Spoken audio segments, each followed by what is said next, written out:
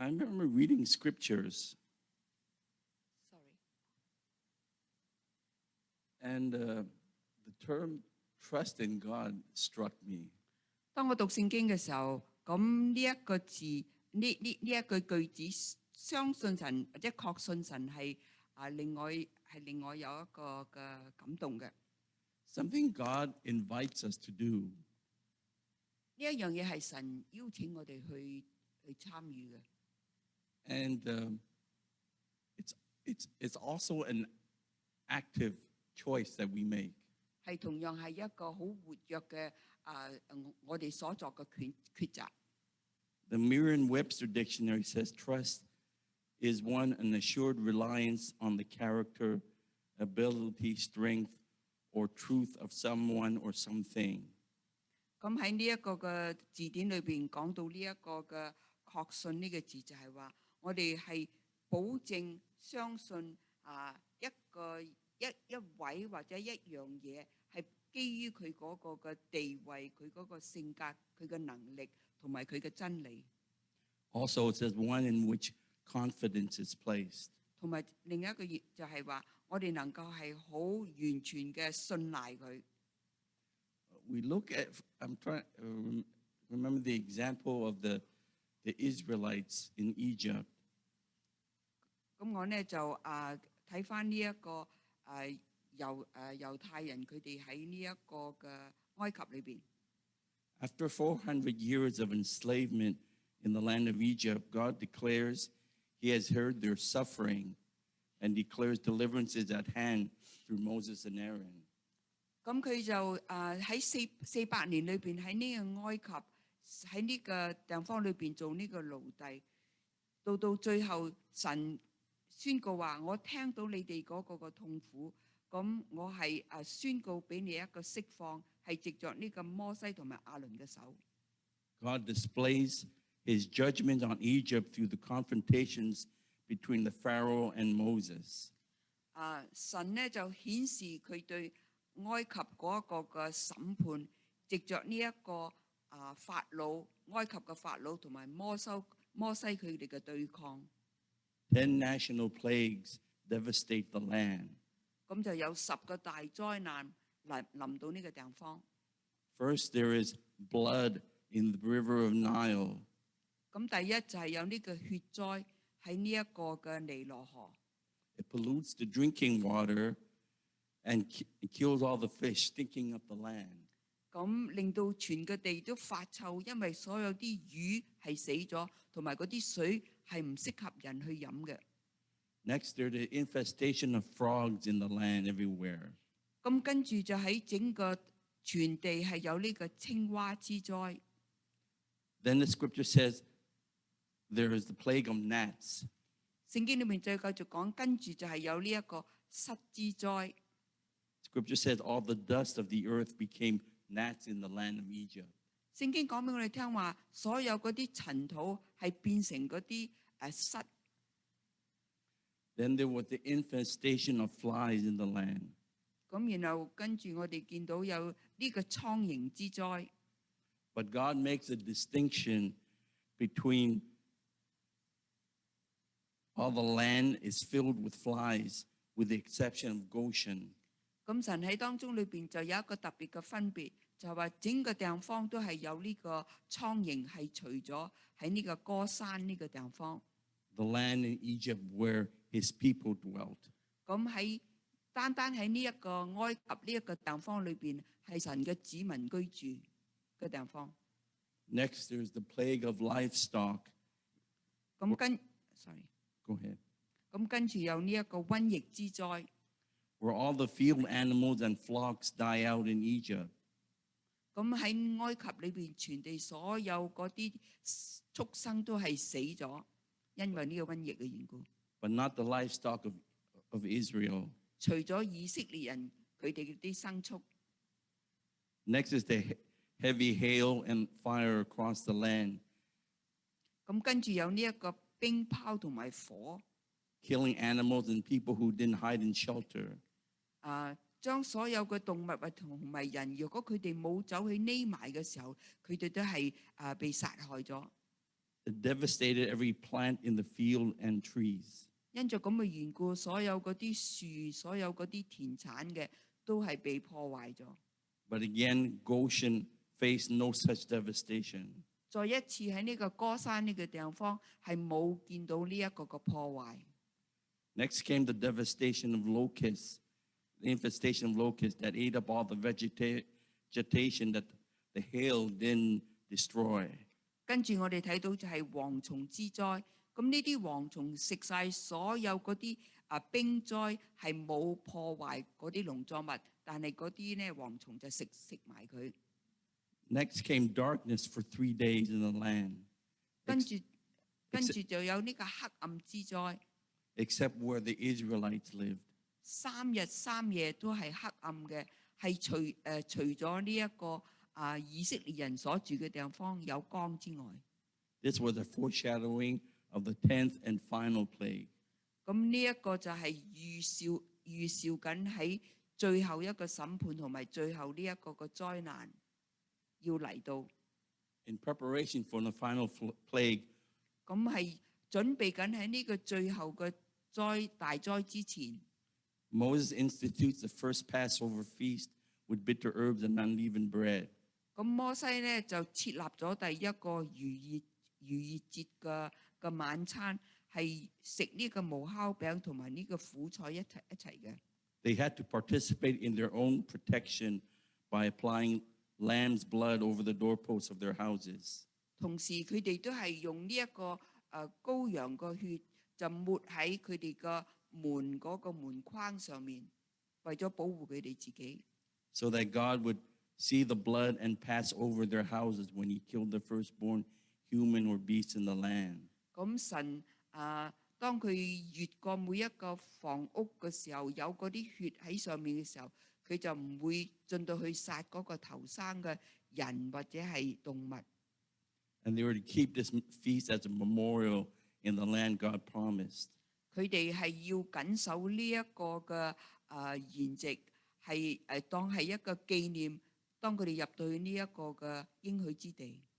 Finally, the ultimate judgment of God, killing every firstborn Egyptian and firstborn beast in the land.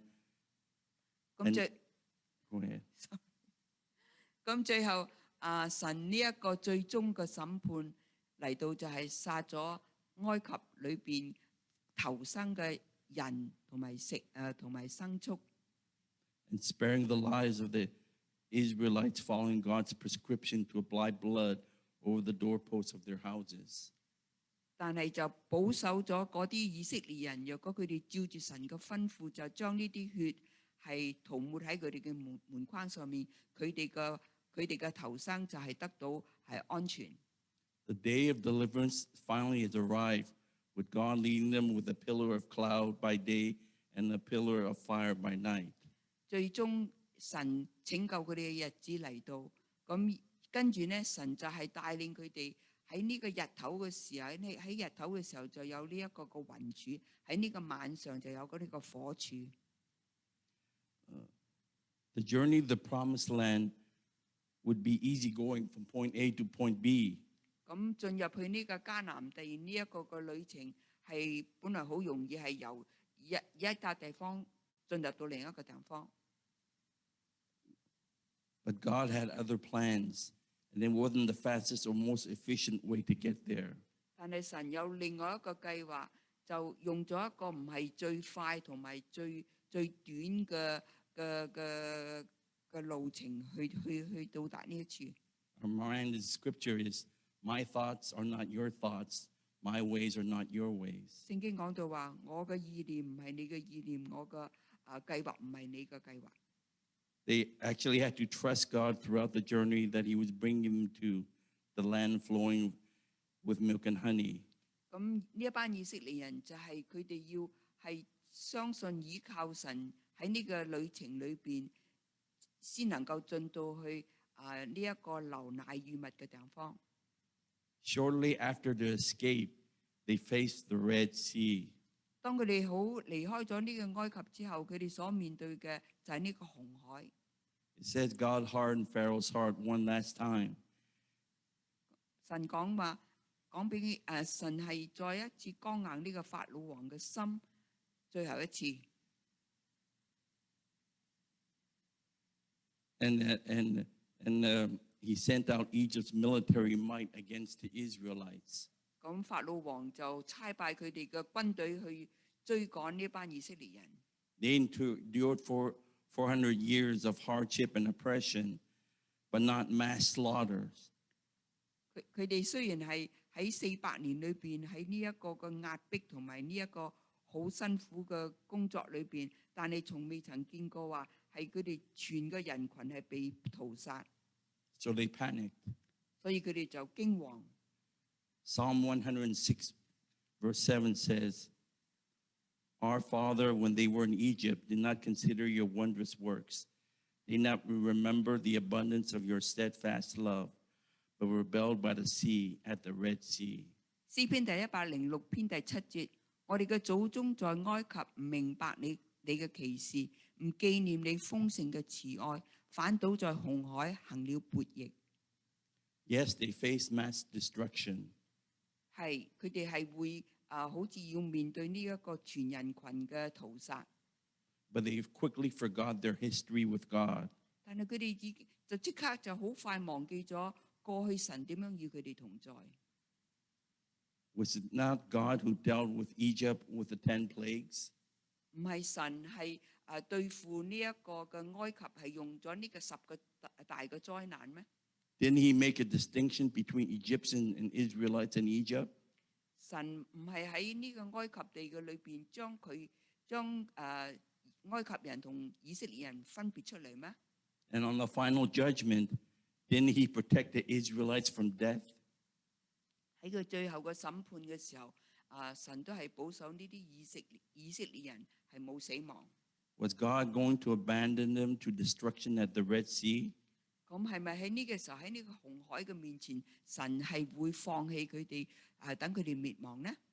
Then he promised that he would lead them to the land flowing with milk and honey. 神係冇應許過話要帶佢哋入到去呢個流奶與蜜嘅地方咩？ Their eyes were on the problem at hand and not at the God of their deliverance. 佢哋嘅眼目只係睇到佢哋目前當時嗰個問題，而睇唔到神係拯救咗佢哋。God was setting this scenario up for them to trust him. 神安排咗呢啲事情嘅時候，係希望佢哋係幫助佢哋能夠信靠佢。 Proverbs chapter 3 verse 5 says, Trust in the Lord with all your heart and do not lean on your own understanding. In all your ways acknowledge him and he will make your straight your paths. 喺箴言第3章第5節，你要專心仰賴耶和華，不可依靠自己的聰明，在你一切所行的事上都要認定他，他必指引你的路。 On the journey to the promised land, there is also the situation at the rock of Meribah. 咁喺佢哋喺呢個去應許之地呢個旅程當中嘅時候，又係有呢一個事情發生，就喺呢個米利巴嘅磐石嘅事。They complained to Moses while they were facing a water shortage. They complained to Moses. 因為佢哋冇水缺水啊，咁佢哋就埋怨對呢個摩西埋怨。 Why they bring them out of Egypt only for them and their children and their livestock to die of thirst? 佢哋嘅埋怨就係點解你哋要喺埃及帶我哋出嚟，等我哋同埋我哋嘅兒女同埋我哋嘅牲畜係渴死。 And once again, when they reached the promised land, they sent out the 12 spies to spy out the land. 咁再一次，當佢哋入到呢一個嘅應許地嘅時候，佢哋差派咗12個探子去探訪呢一個嘅地方。 But they were overcome by the bad report of the spies. There were giants in the land. 咁佢哋聽到呢啲探子翻嚟嗰個嘅報告就話：喺嗰個地方裏邊有好多個巨人啊！ And the cities were fortified up to heaven. 咁佢哋有個城牆係好高，高到好似個天咁高。 Once again, they didn't remember what they went through in Egypt and how the hand of God is instrumental in their deliverance. 再一次佢哋又忘記咗神點樣喺埃及裏邊幫助佢哋拯救咗佢哋出嚟。They lean onto their own understanding. 佢哋再一次嘅係相信佢哋自己嘅聰明同埋理解。In our own lives, we are also walking the journey with God. 喺我哋嘅生命裏邊，我哋都係同神行緊呢一個旅程。There will be bumps in the road. 咁喺當中裏邊都係有啲唔如意嘅事。Sometimes there will be situations beyond our comfort level. 有啲情況係唔係我哋係舒服嘅環境裏邊。We need to step back and remember God's hand in our lives. 咁我哋要停下嚟，再一次想一想神嘅手其實牽引我哋嘅生命。We need to change our perspective and focus on God.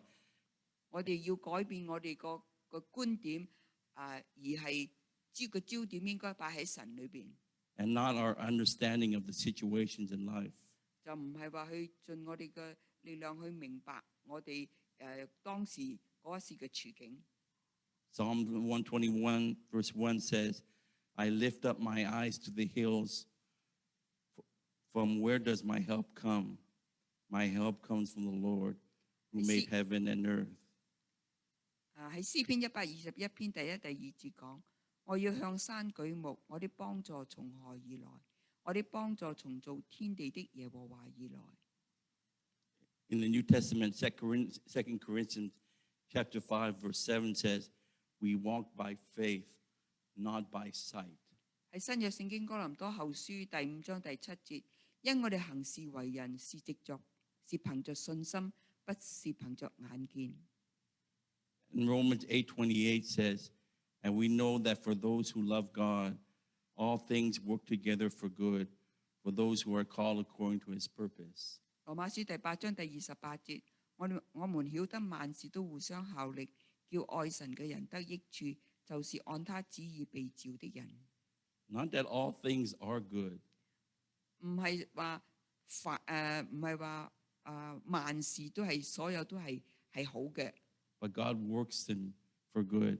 但係神係將佢哋加埋一齊嘅時候，係效力係成為好，對我哋有益處嘅。In this time of pandemic, God is inviting us to trust him.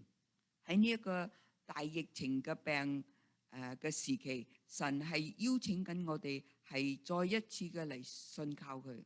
To have confidence in him. 係對佢有呢個信賴嘅心。That he has everything in control. 因為佢係掌管所有嘅事。He's working when we don't even see it. 雖然我哋冇睇得見，但係我哋知道神係喺當中裏邊做緊工作。We walk by faith, not by sight. 我哋係憑信心行事，唔係憑眼見。Thank you. 多謝大家。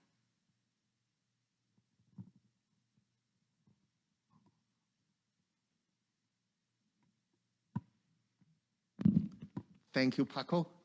多謝 Pakho 弟兄。Well, I just want to remind you, all the sharing, the preaching from members are also uploaded onto YouTube of the church. 所有我哋嘅分享都係喺所有弟兄姊妹嘅分享都喺呢一個嘅面書裏邊係可以睇得見嘅。Well,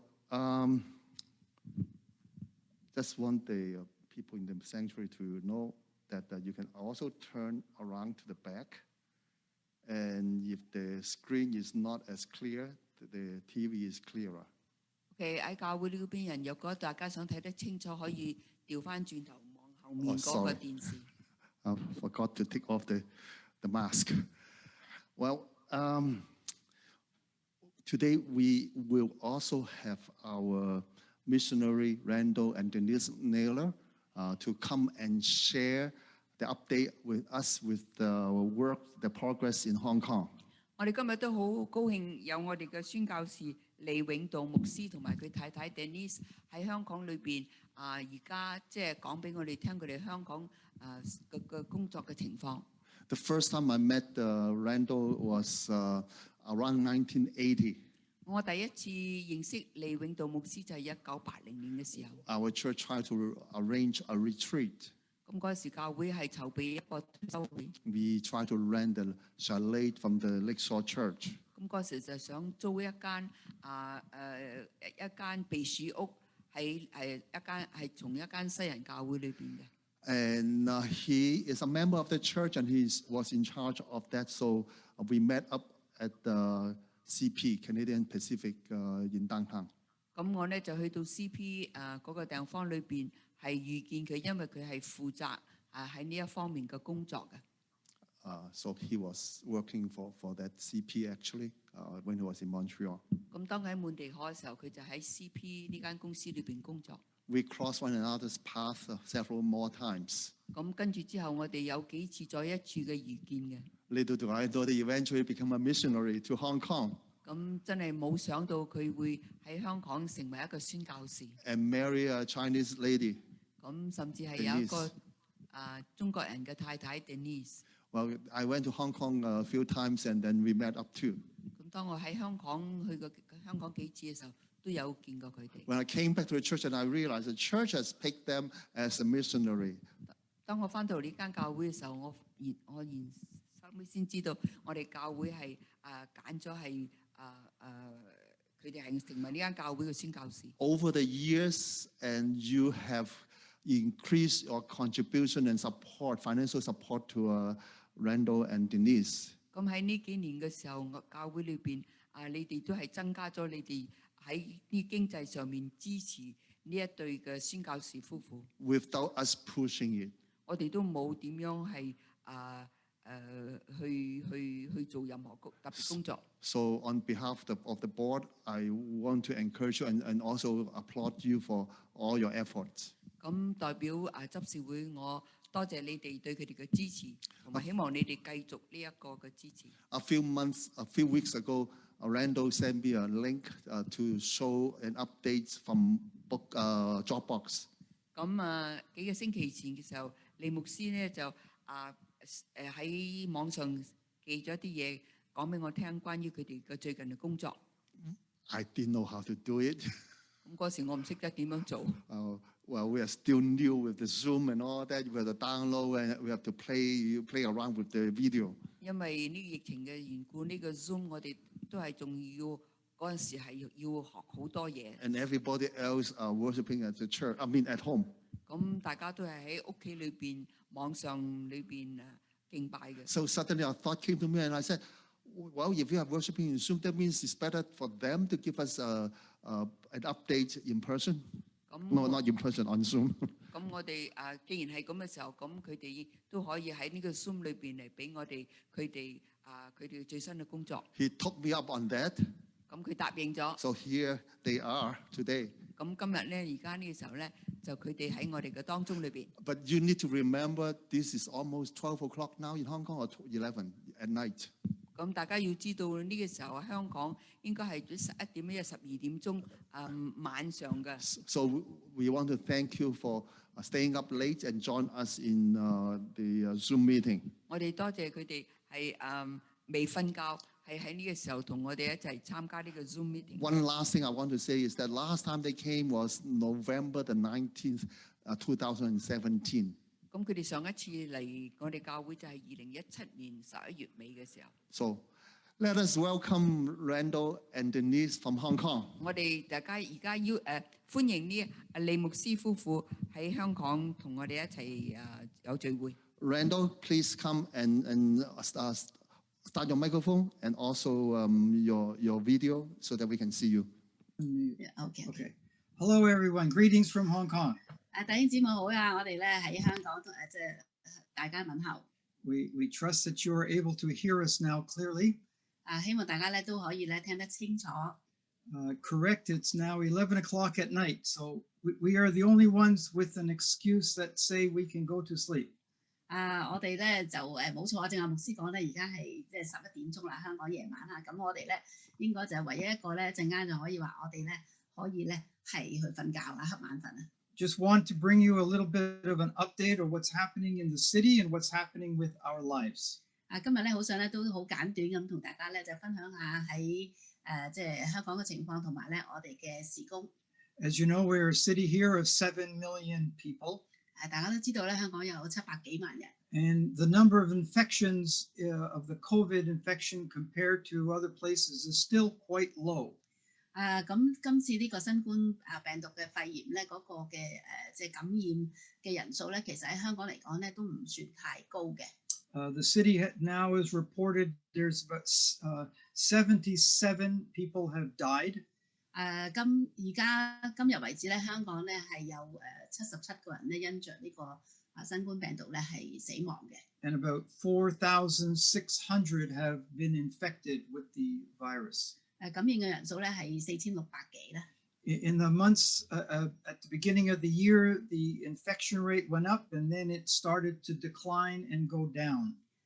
早期嘅時候咧，就即係上個月度咧，就開始個感染嘅人數咧就即係升得好緊要啦。咁而家咧就慢慢又低翻啦。And as a result, the city opened up, allowed people to then go back to church, and arranged groups of only 50 people in a group. 早幾個月咧，疫情比較即係減慢嘅時候咧，就政府咧放寬咗，讓到即係有50個人咧可以聚埋一齊，咁所以咧教會咧亦都可以咧係有翻實體嘅聚會。But unfortunately, we hit what's called the third wave came to Hong Kong. 咁但係咧，香港咧都好似其他好多嘅地方一樣即係有呢個疫情嘅第三波。And over a period of time, the number of infections went over 100 every day. 前一排咧，每一日嘅即係感染嘅人數咧，都有超過100個人咁多嘅。As a result, the city then started to close everything down all over again. So we got shut down all over. 因為疫情嚴峻啦，咁所以咧香港政府咧有好多嘅一啲嘅措施咧，防疫嘅措施咧，就有好多嘅唔同嘅一啲嘅地方咧，都係咧要關閉，唔準咧係聚集嘅。And so churches were stopped, restaurants, public meetings, everything closed down. So now we are in a situation where only allowed 2 people can be together in a group. 唔止教會啦，同埋係出邊即係食飯酒樓咧，全部都禁止啊！而家咧我哋嗰個嘅限聚令咧，只係可以咧有2個人咧聚埋一齊嘅啫。But we are very thankful that the rate of infection has been decreasing, so the government is hoping in the future that they will begin to make some changes. 咁即係好感恩啦！睇到呢1-2個禮拜咧嘅感染嘅人數咧都係大幅嘅減少嘅，咁所以咧都好希望咧喺即係嚟緊嘅幾個星期咧，政府咧會放寬翻一啲嘅即係社交距離嘅限制。And so the government is proposing to do one of these virus tests for everyone in the city. And so this is going to go on until at least, they said no changes till at least September the 15th. 咁咧政府咧而家亦都係準備咗咧為即係幾乎係全民啦係一個檢測呢個病毒咁希望咧即係呢個情況咧可能咧都要維持到9月中度。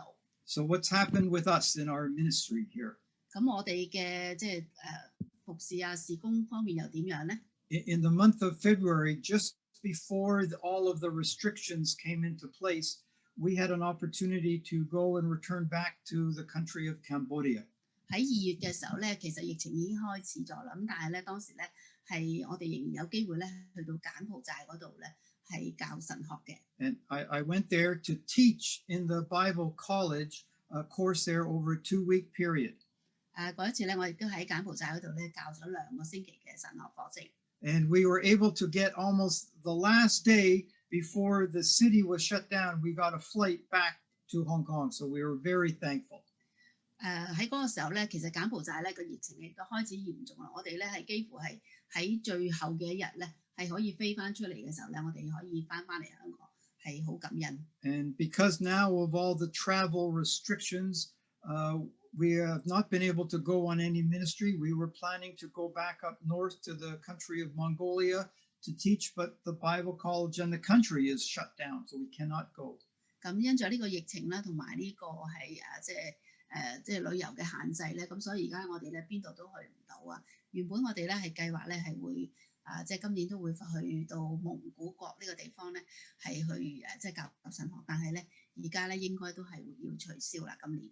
But both Cambodia and Mongolia, they've said next year, hopefully, if things improve, that they invite us to come back again to do some more teaching in the Bible College.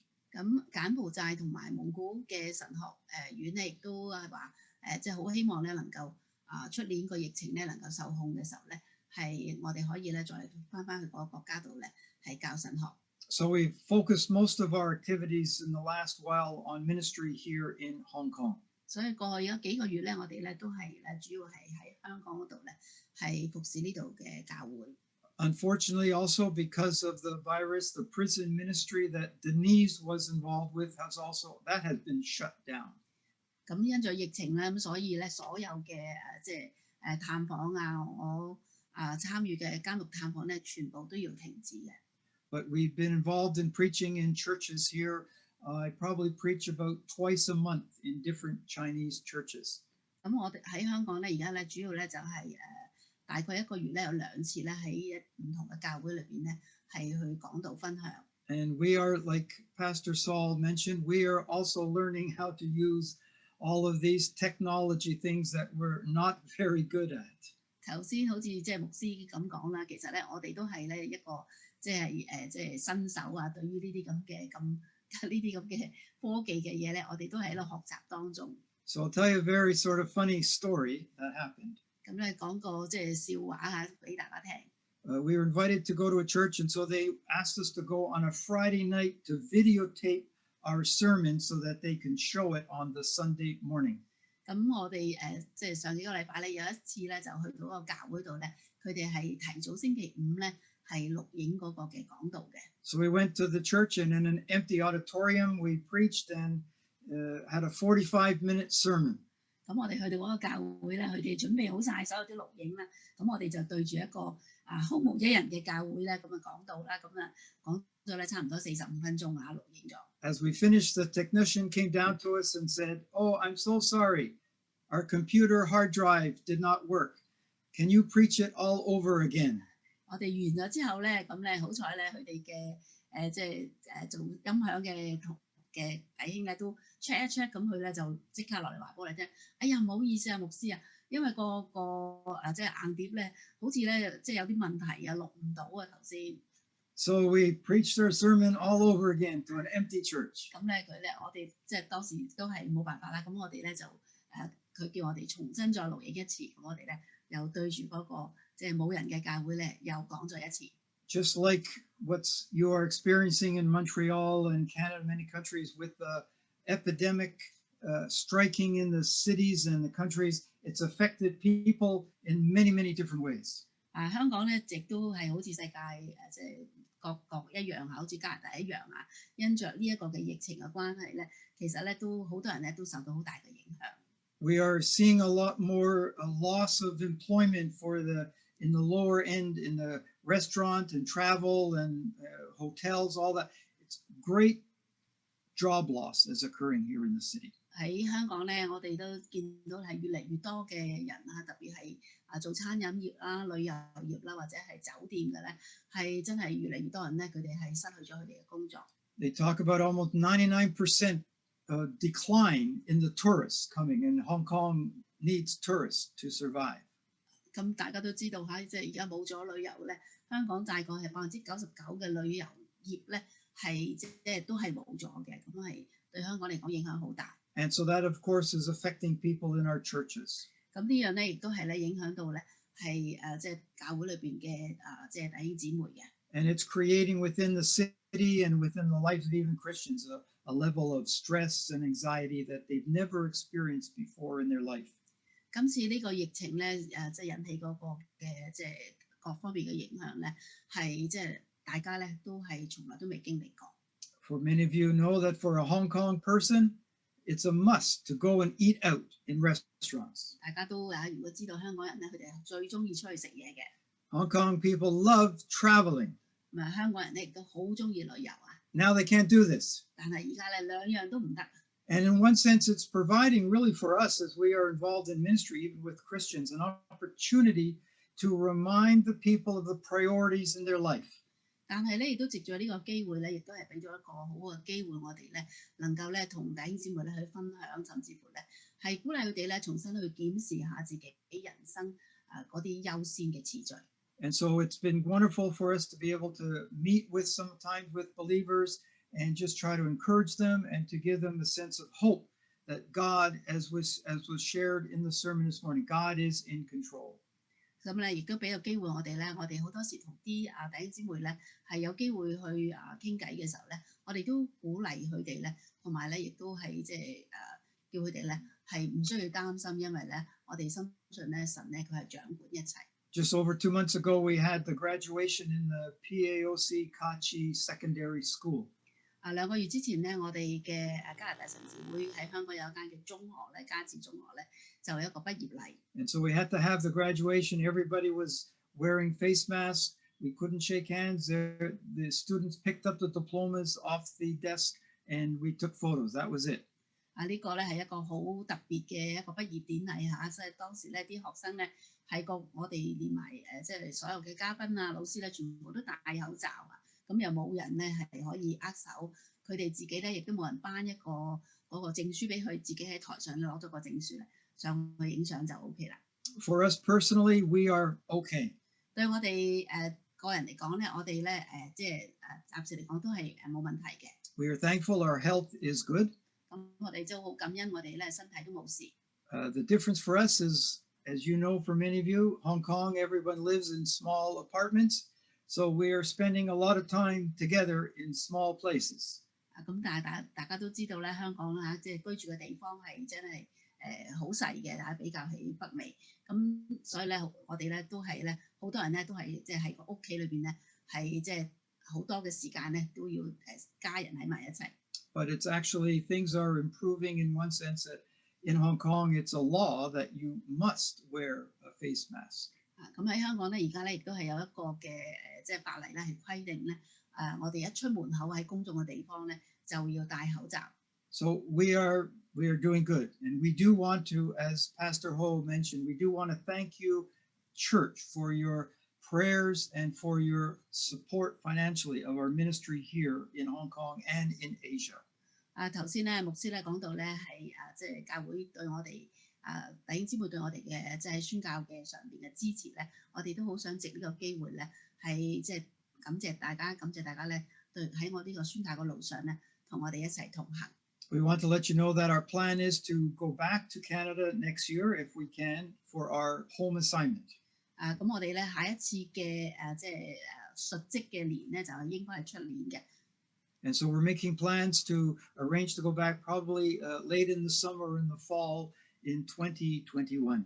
咁即係如果神許可或者個即係情況係許可嘅話咧，出年2021年嘅夏天至到即係秋天嘅時候咧，我哋咧應該就會返加拿大嘅。So we thank you, and we are incredibly blessed and encouraged by your love and support to us. 咁咧再一次好感謝大家，同埋咧即係因着你哋對我哋嘅支持咧，我哋得咗好大嘅鼓舞鼓勵。So I just want to close as a part of a verse from a sermon that I preached recently in Psalm 46. 咁咧今日完之前咧，好想咧用一節嘅經文咧，係同大家係即係分享。